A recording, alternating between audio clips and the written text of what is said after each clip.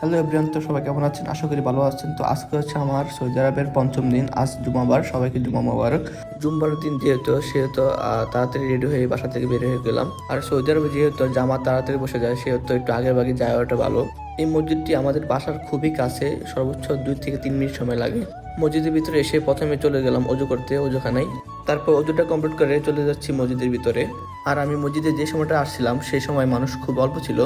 আমি যখন মসজিদে গিয়েছিলাম তখন বাজে হচ্ছে 11টা 40। সৌদি আরবের একটা জিনিস খুবই ভালো লাগে, সৌদি আরবের প্রত্যেকটা মসজিদে খেজুর এবং পানি থাকে আনলিমিটেড। ব্রিটিশ থেকে আমিও 2 বোতল পানি নিয়ে তারপর কিছু খেজুর নিয়ে বসে পড়লাম। তো আস্তে আস্তে মুসল্লির রাস্তা শুরু করছে এবং নামাজ পড়তেছে সবাই। তো যে যার মতো ফ্রিজ থেকে পানি নিচ্ছে, খাচ্ছে। আমিও সুন্নত নামাজ পড়ে আধা ঘন্টা 1 ঘন্টার মতো বসেছিলাম। তারপর আধা ঘন্টা 40 মিনিট পর হুজুর আসলো, হুজুর এসে কথা পড়াচ্ছিল। তারপর নামাজ পড়ে চলে আসলাম বাইরে। দেখতে পারছেন তো কত মানুষ নামাজ পড়ে বের হচ্ছিল সবাই। তো বাসার উদ্দেশ্যে রওনা দিলাম। আর মসজিদের বাইরে প্রচন্ড গরম, বাইরে অনেক গরম ছিল। মসজিদের বাইরে এসে দেখি অনেক ফল ফ্রুটস বিক্রি করতেছিল।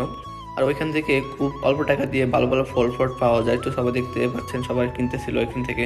তারা ডেকে ডেকে 5 রিয়াল 10 রিয়াল করে বিক্রি করতেছিল। এখানে এখানে আলু পাওয়া যায়, বিভিন্ন ফল ফ্রুটস আরো অনেক কিছু পাওয়া যায়।